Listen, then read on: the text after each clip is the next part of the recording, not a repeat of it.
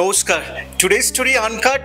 আর আজকে today story আনকাটে একটা সুন্দর ক্যানভাসে আমরা ছবি আঁকবো। যে মানুষটির সাথে ছবি আঁকবো তিনি আমাদের স্বনামধন্য শিল্পী। আমরা কথা বলছি শিল্পী গৌরাঙ্গ কৈলাস সাথে। গৌরাঙ্গদা, কেমন আছো এবং তোমার কাজকর্ম কেমন চলছে, এইটুকু যদি আমাদের টুডে স্টোরি দর্শকদের কিছু বলো। প্রথমেই টুডে স্টোরির সমস্ত দর্শকদের আমার যথাযোগ্য সম্মান জানাই এবং সকলে আশা করি ভালো আছেন। আমি ভীষণ ভালো আছি। আর বিশেষ করে সবাই জানেন যে আমি পুজোর সাথে যুক্ত। সামনে পুজো আসছে আর আমাদের কিছু একটা করতে হবে বা করছি, এটা স্বাভাবিকভাবে আমাদের মানসিকভাবে ভীষণ ভালো থাকার একটা সময়। মেদিনীপুর থেকে কলকাতার যে জার্নিটা এতটা সহজ ছিল না, একটু যদি ব্যাখ্যা করেন আমাদের দর্শকদের, তারাও জানতে চায় গৌরাঙ্গ কৈলাস জার্নিটা কেমন ছিল। আসলে এটা আমি অনেকগুলো স্কুলে বাচ্চাদের সামনে আমি অনেক সময় মোটিভেটেড কিছু স্পিচ বলার চেষ্টা করি আর কি। তো আমি তাদের একটা কথা বোঝানোর চেষ্টা করি যে এই যে দৌড় প্রতিযোগিতা হয় না, দেখবেন সেটা 1 কিলোমিটারই হোক আর হাফ কিলোমিটারই হোক, এন্ডে একটা ফিতে লাগানো থাকে। তো যখন 1 কিলোমিটার দৌড় একটা প্রতিযোগিতা হয়, যারা দৌড়ে যাচ্ছেন তারা কি করে, পুরো রাস্তাটা দৌড়ে যায়, এই ফিতেটা ছোঁয়ার পরেই সেখানেই দেখি সকলে সেন্সলেস বা অজ্ঞান হয়ে পড়ে যায়।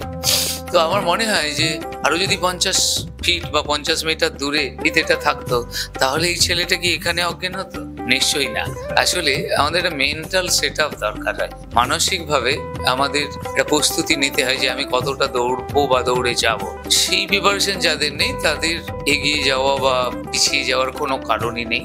যারা পথে চলছে বা তার নিজস্ব লক্ষ্যে পৌঁছানোর চেষ্টা করছে, তারা আসলে টার্গেটটা সেট করে নিয়েছে। হতে পারে আমিও সেরকম টার্গেটটা সেট করেছিলাম।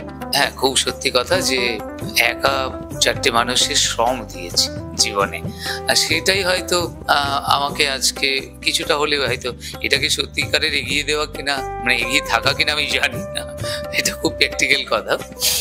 তবে আমি খুব ভাগ্যবান, মানে একেবারে গ্রামে জন্মেছি, সেখানকার খুবই সাধারণ বন্ধু বান্ধব বা আমার আত্মীয় পরিজন, তাদের সঙ্গেও এখন বিলং করার আমার সুযোগ আছে। আবার পাশাপাশি 5 স্টার হোটেলেও প্রায় কাজ চলছে, সেখানেও আমাদের সকলের সঙ্গে মেলামেশা করার সুযোগ হচ্ছে।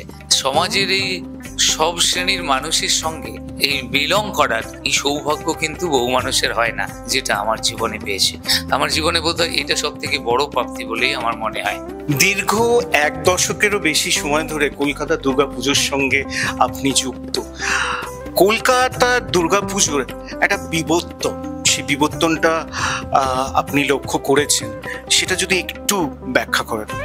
খুব বড় কোশ্চেন এবং মানে বড় নয়, গুরুত্বপূর্ণ একটি প্রশ্ন আমার কাছে এটা। আসলে আমরা যখন প্রথম দুর্গাপুজো শুরু করি তখন প্রতিযোগিতা ছিল না, তখন একটা সুন্দর কাজ দেওয়ার একটা মানে ক্লাবের একটা প্রত্যাশা ছিল এবং সেই প্রত্যাশা পূরণ করার আমাদের একটা তাগিদ ছিল। কিন্তু পরবর্তীকালে এলো পুরস্কার এবং এই পুরস্কার আমূল পরিবর্তন করে দিল পুজোগুলোর। প্রথমের দিকটা ভীষণভাবে এই পুরস্কারই কিন্তু পুজোটাকে মার্জিত করলো, খুব বড় করে সাউন্ড থেকে পুজোটাকে সরিয়ে দিল এবং প্রত্যেকটি পুজো প্রাইজের দৌড়ে থাকতে গিয়ে তারা নিজেদের পুজোটাকে কতটা শৌখিন, সুন্দর এবং মার্জিত বা কালচারাল ভাবে প্রেজেন্ট করা যায়, প্রত্যেকটি পুজো কমিটি সেটা করতে শুরু করলো। কিন্তু পরবর্তীকালে এখানে ঢুকে পড়লো কর্পোরেট।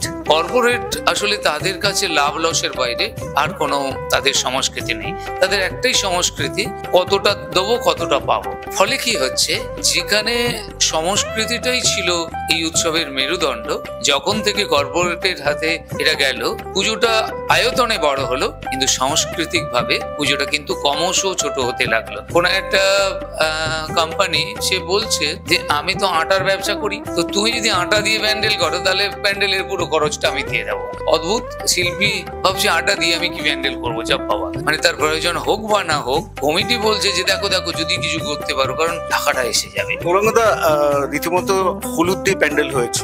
শুধু হলুদ নয়, বিড়ি দিয়েও প্যান্ডেল হয়েছে। আমরা অদ্ভুত বিষয়, আমার একটা গল্প মনে আছে যে আমি একটি পুজো কমিটিকে একটা প্রস্তাব দিয়েছিলাম যে আমি এরকম একটা কাজ করতে চাই। তো তারা বলেছিল যে না, রেকর্ড, পুরোনো রেকর্ড দিয়ে কাজ করা হোক। তো তখন অত ভেবে দেখিনি, বলেছিলাম রেকর্ড ভেঙে রেকর্ড সৃষ্টি করাটাও একটা সহজ কাজ নয়, আমি ভেবে বলবো। তারপর আর সেই কাজটা করা হয়নি। কিন্তু পরবর্তীকালে মানে আমি শুনেছি রেডিওতে হৈমন্তী শুক্লাকে এটা বলতে যে আমার একটা রেকর্ড না ভেঙে আপনারা যদি আমার বুকে একটা লাথি মারতেন, বিশ্বাস করুন আমি আপনাদের কিছু বলতাম না। তো পুজোর নামে আমরা সংস্কৃত চর্চার নামে সবসময় যে সঠিক পথে এগিয়েছি বা সবটা ঠিকঠাক করতে পেরেছি, আমি কাউকে দোষ দিচ্ছি না, আমি নিজের দিকেই আঙুলটা রেখে বলছি যে সবসময় আমরা যে ঠিক কিছু করতে পেরেছি, আসলে আমার মনে হয় তা নয়। আসলে যাত্রাপথে অনেক ভুল ত্রুটি থাকে, সেগুলো আমি বা আমরা যে যখন বুঝতে পারবো আমাদের বোধহয় সেটা শুধরে নেওয়া উচিত। এইভাবেই পুজোগুলো এগিয়ে চলছে।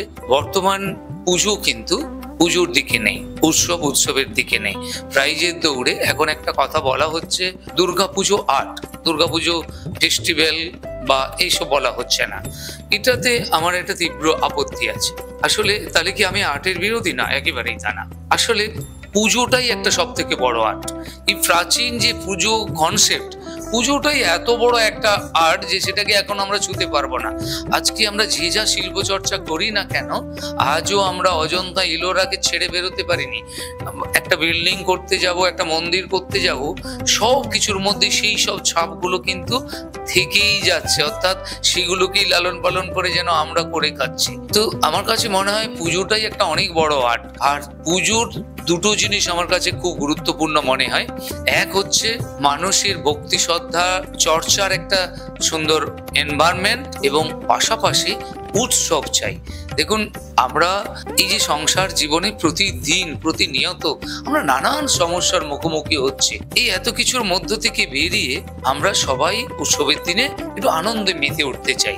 আর সেই আনন্দের দিনেও আবার গিয়ে সেই দুঃখ যন্ত্রণার গল্পগুলো শুনতে মানে কার ভালো লাগে আমি জানি না, আমার লাগে না, এবং আমিও চাই না আমার দর্শককে আর দিতে। কোনোদিন যদি দিয়ে থাকি তাহলে সেটা ভুল করেছি, আর করব না। এবং আমার কাছে উৎসব মানে উৎসব, সেখানে যেন একটা আলো থাকে, রং থাকে, চমক থাকে, যা মানুষকে হঠাৎই আপ্লুত করতে পারে, সেটা করব। এবং ঠাকুরের সামনে গিয়ে যেন একটা মানুষ হাত জড়ো করে সে প্রণাম করতে চায়। আমি প্রণাম করি কি করি না সেটা আমার কাছে বড় কথা নয়, কিন্তু আমার ঠাকুরকে যখন দেখি লোকে ভক্তি ভরে প্রণাম করছে, বিশ্বাস করুন আমার তাদের প্রণাম করতে ইচ্ছে করে। তো এটা আমি আমার কাজে আগামী দিনেও দেওয়ার চেষ্টা করব। বাকি যারা করছে নিশ্চয়ই তাদের ভাবনা চিন্তা নিয়ে করবে, কিন্তু এটা আমার ভাবনা চিন্তা। একদম শিল্পীর চোখে শিল্প, সত্যি এটা কিন্তু গৌরাঙ্গ কৈলার কথার মধ্যেই আমরা দেখতে পাচ্ছি, আমরা শুনতে পাচ্ছি, আমরা অনুভব করতে পারছি।